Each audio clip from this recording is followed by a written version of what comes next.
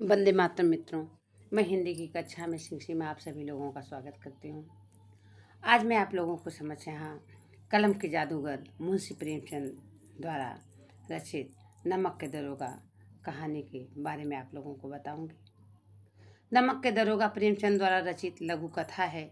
इसमें एक ईमानदार नमक निरीक्षक की कहानी को बताया गया है, जिसने कालाबाजारी के विरुद्ध आवाज़ उठाई, भ्रष्टाचार के विरुद्ध आवाज़ उठाई। यह कहानी धन के ऊपर धर्म की जीत की है। कहानी में मानवीय मूल्यों का आदर्श रूप दिखाया गया है और उसे सम्मानित भी किया गया है। सत्यनिष्ठा, धर्मनिष्ठा और कर्मपरायणता को विश्व के दुर्लभ गुणों में बताया गया है। अंत में यह शिक्षा दी गई है कि एक बेईमान स्वामी को भी एक ईमानदार कर्मचारी की तलाश रहती है। कि बच्चों, यहाँ पर बताया गया है कि सच्चाई की हद में जीत होती है। सत्य परेशान होता है लेकिन कभी पराजित नहीं होता है। यहाँ पर जैसे बताया गया है कि सच्चाई जो होती है उसी की हर समय जीत रहेगी। तो कहानी आज़ादी के पहले की है। नमक का नया विभाग बना। विभाग में ऊपरी कमाई बहुत ज़्यादा थी, इसलिए सभी व्यक्ति इस विभाग में काम करने को उत्सुक थे। उस दौर में फारसी का बोलाबाला था और उच्च ज्ञान के बजाय केवल फारसी में प्रेम की कथाएं, श्रृंगार रस के काव्य पढ़कर लोग उच्च पदों पर पहुंच जाते थे। मुंशी बंशीधर ने भी फारसी पढ़ी, रोजगार की खोज में निकल पड़े। उनके घर की आर्थिक दशा बच्चों बहुत खराब थी। उनके पिता ने घर से निकलते समय उन्हें बहुत समझाया, जिसका सार था कि ऐसी नौकरी करना जिसमें ऊपरी कमाई हो और आदमी को अवसर देखकर घुस लेना। उनके पिता ने बताया कि जो ऊपरी कमाई होती है ईश्वर द्वारा प्रदान की जाती है और ये जो मासिक वेतन होता है ये पूर्णमासी के चार्ज जैसा होता है। बच्चों, जिस प्रकार से पूर्णमासी का चार्ज दिखता है फिर जो है समाप्त हो जाता है, उसी प्रकार से मासिक वेतन आते ही समाप्त हो जाता है। और ऊपरी इनकम जो होती है, बताया कि जल का स्रोत है, वो कभी न समाप्त होने वाला इनकम है।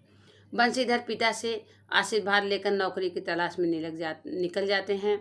भाग से नमक के विभाग में दरोगा के पद की नौकरी मिल जाती है, जिसमें वेतन अच्छा मिलता है, साथ ही ऊपरी कमाई भी ज़्यादा थी। यह खबर जब पिता को पता चली बहुत खुश हुए।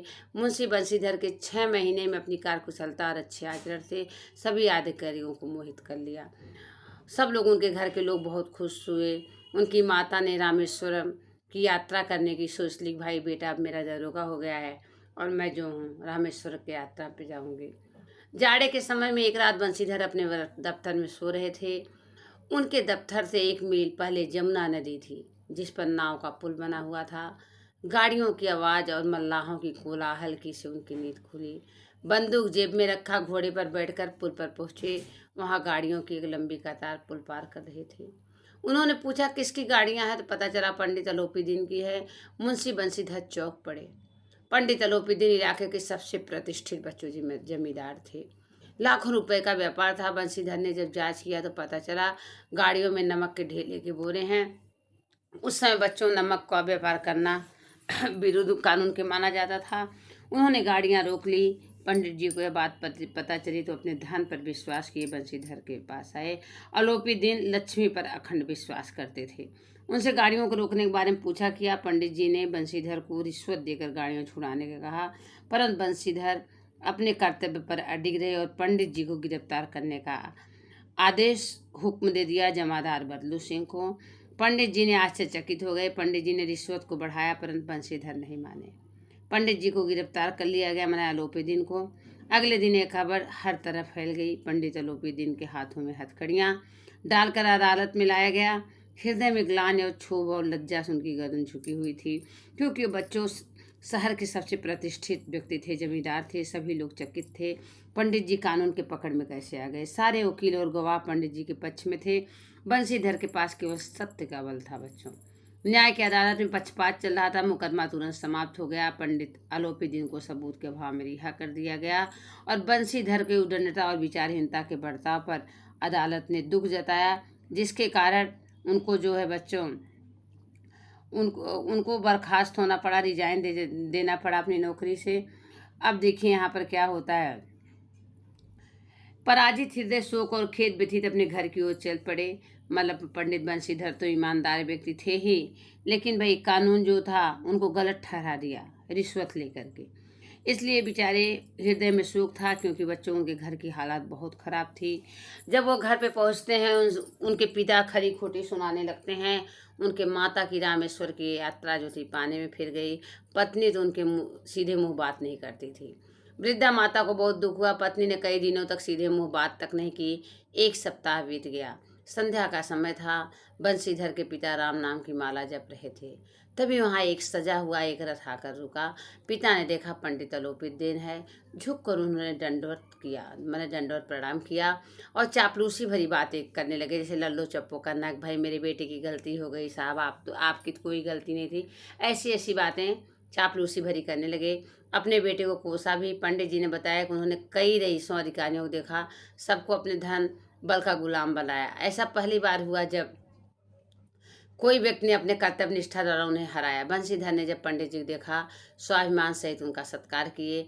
उन्हें गले लगा के पंडित जी उन्हें लज्जित करने आए हैं, परंतु पंडित जी की बातें सुनकर उनके मन का मैल मिट गया। पंडित जी की बातों को उनकी उदारता बताया। उन्होंने पंडित जी को कहा उनका जो हुक्म होगा वो करने को तैयार हैं। इस पर पंडित जी को स्टाम्प लगा हुआ एक पत्र निकाला। उसे प्रार्थना स्वीकार करने को बोला। बंशीधर ने जब कागज पढ़ा तो बताया कि मैं जो हूँ इसके लायक नहीं हूँ। उसमें लिखा था कि सारी जायदाद का स्थायी मैनेजर आपको नियुक्त किया जाता है। कृतज्ञता से बंशीधर के आंसू आ गए। उन्होंने कहा कि वह इस पद के योग्य नहीं है। इस पर अलोपित दिन ने मुस्कुराते हुए कहा, मुझे इस समय अयोग्य व्यक्ति की ही जरूरत है। बंशीधर ने कहा कि उनमें इतनी बुद्धि नहीं कि वह कार्य कर सके। पंडित जी ने बंशीधर को कलम देते हुए कहा कि उन्हें विद्वान नहीं चाहिए, बल्कि धर्मनिष्ठ व्यक्ति चाहिए। बंशीधर ने कांपते हुए मैनेजरी के कागज पर दरखास्त कर दिया। पंडित अलोपी जी ने बंशीधर को खुशी से गले लगा लिया। देखिए बच्चों, यहाँ पर बस एक ईमानदार कर्मचारी की बात बताई गई है कि शहर का सबसे प्रतिष्ठित जमींदार जो अलोपित दिन थे, रिश्वत लेते थे, 2 नंबर का काम करते थे, लेकिन एक ईमानदार कर्मचारी उनको हरा दिया और अंत समय में खुद अलोपित दिन बंशीधर के पास आते हैं। इसलिए बताया गया है बच्चों यहाँ कि हमें हर समय सत्य का अनुसरण करना चाहिए, सत्य के मार्ग पर चलना चाहिए। बच्चों, सत्य के मार्ग पे बच्चों कठिनाइयाँ तो बहुत आती हैं, लेकिन जो है जीत जो होती है सत्य की होती है। यही मुंशी प्रेमचंद, कलम के जादूगर मुंशी प्रेमचंद द्वारा रचित यही आपकी कहानी थी कि हमें सत्य का पालन करना चाहिए। जय हिंद,